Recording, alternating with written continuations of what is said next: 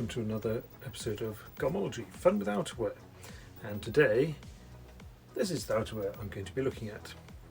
It's a 10C snow smock, and I'm going to start by talking just a little bit about the brand 10C. Now, it was started in 2010 by two guys with a background from CP Company and Stone Island, i.e. very much steeped in the Massimo Osti heritage.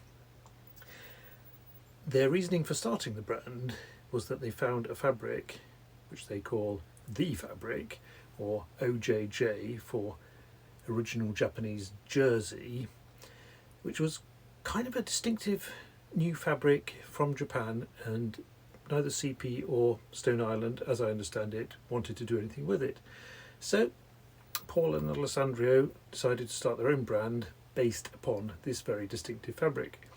Now, the OJJ original Japanese jersey fabric is, and you've caught me out here, it's not a natural fibre fabric. It's in fact 60% nylon and 40% polyester, or the other way around. And so very much a synthetic fabric. It's a jersey fabric, woven in Japan, dyed in Italy, where they make their jackets. And it is very distinctive. I don't know if you can hear it when I crinkle it like this, but it is actually quite stiff. Described by 10C as something that will mould to your body and sort of make the jacket become yours. Pretty much in the way raw denim sort of will mould to your body, or a pair of good leather boots. So it's all about making it a personal thing. And when they started the brand, they only had a few models of jacket, but to allow you to personalise it, they also did a variety of liners, where you could have a down liner with or without a hood, lamb shearling liner with or without a hood, all in different colours. So what with the, I think it was 4 jackets in an array of colours, and all the liners in an array of different colours, there were a whole lot of different combinations that could be made. Now, we'll get back to that in a bit. This Japanese OJJ fabric, garment dyed, or dyed in Italy at least. So you can probably see it has a sort of quite shimmery effect, which is kind of nice, really. I mean, this is a splendid looking jacket, very much in the sort of M65 style with the epaulettes and the pockets, but then with the belt, yeah, it looks good. Sort of not hugely feature rich, though I'll go through a few things. Now, the arms like this, the cuffs, there's only one button on it, which is kind of clever, because if you undo the button but then do it up from the other way, you get the cinching effect. So you've actually saved having a button looking spare all the time just by going the other way around. Not sure if this was quite as intended, because it does get a bit tight, but it couldn't only be for looks, could it? Well, maybe. There's the 4 big pockets, hollow pockets all around, and most of us do love big pockets, right? Lots of big pockets, but they're all good pockets with a flap going all the way up, so you can turn it over like that, and there'll be no water coming into it. No drainage in the pockets. But this is part of the OJJ fabric, because you can see I'm sort of shaping it. And now I think this jacket was probably stored, folded up a bit, so it's got a bit of memory of the folds in it. I'm not sure whether I could steam it to sort of straighten it out. Possibly. Maybe I could wear it a bit more. We'll see. So the 4 pockets with buttons, main feature. It's got the belt, which is a pretty good belt, really. It's got the loops, nice metal buckle, and if I turn it around, you can also see it is hanging on by a buttoned piece at the back.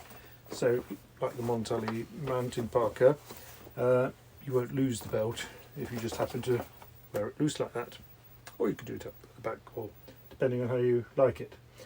Now, the hood does look a bit technical.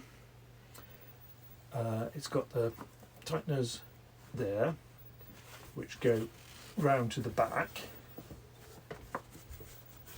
No, hang about, they go around the front. But you've also got this one, which goes around the front. And you've got this one, which goes just at the back, which might not actually do much at all. But it looks pretty technical. Now, I personally love hoods, but I quite rarely wear them up. I just like the look of hoods. I think probably a lot of you do. Now, the front is done up by a total of 6 buttons. And these can be a bit tricky to do up. They're a lot easier to undo. But 6 of them all the way down, and then a handy Italian metal zipper. On the inside, there isn't really that much, apart from one pocket and also the maker's label where Smock, size 52, 60% polyester, 40% nylon, so it was that way around, and cotton lining. But you do see all these buttons, which are for the liners. Now, initially, after I picked this one up, I have to admit I bought it second hand. Got a good deal through Market, second hand reseller place. They are very expensive, new. Get back to that again. I had plans of getting finding a liner, probably pick one up second hand, but this is a size 52 and I'm normally a 42-inch chest, so that should have been right. Is a bit tight. Of course, we live in times with a lot of couch sitting, so that might sort itself out. But I don't actually think that this jacket in this size would allow me to wear a liner inside, so I've kind of dropped that idea. I don't need it as a winter jacket. But that does bring us to the pricing. 10C. I mean, these jackets are about coming up to £1,000.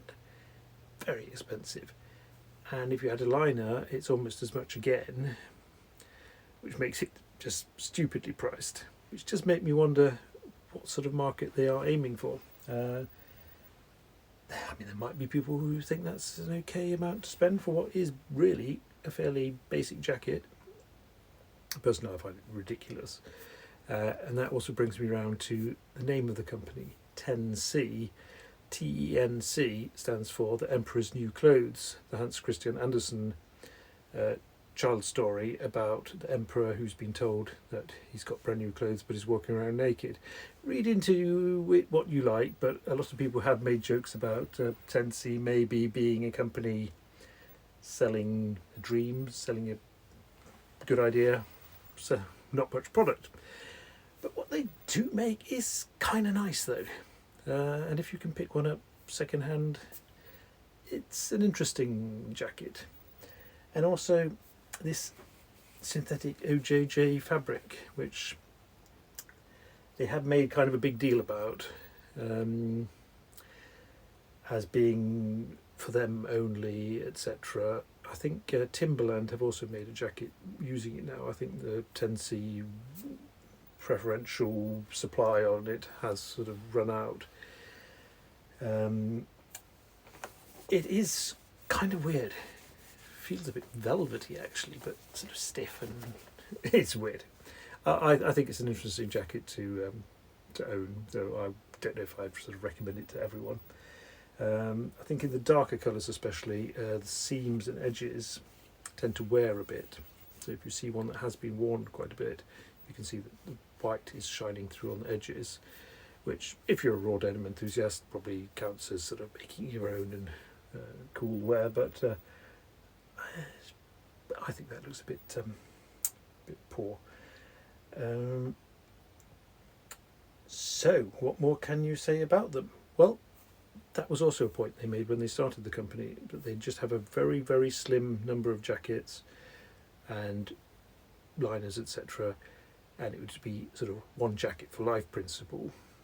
I think once they got going, they saw that they had to have some summer jackets, they had to have more jackets, because if you bought one you might buy another, and I mean the business is selling jackets. So nowadays I think the Snow Smock actually has gone out of production, but they've got storm parkas and typhoon things and blazers, even blazers in this same rather unblazery fabric. So it's an interesting brand, especially if you're coming from a sort of CP company, Stone Island, Massimo Osti fan place. Worth the money? Nah, not really. I have to be honest about that. But if you can pick one up cheap, it is interesting. So there you go. If you'd like to get in touch, Garmology at welderstad.com. I'm Nick Johannesson, the host of Garmology podcast and also the writer of welderstad.com blog.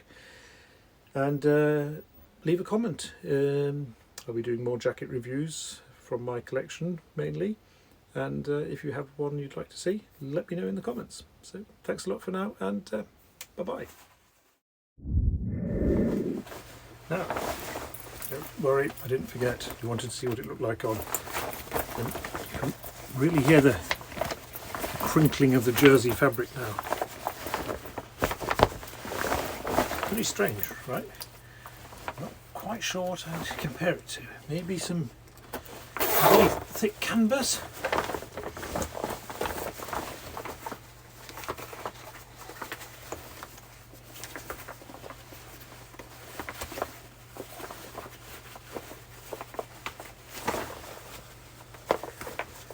Just take a bit of effort to do up the buttons.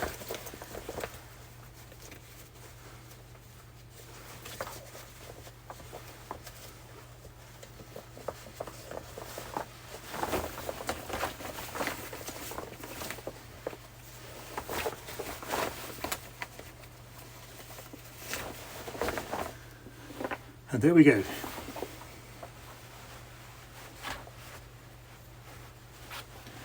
So that's the 10C Snow Smock in place and functional. Okay, and until next time, bye bye.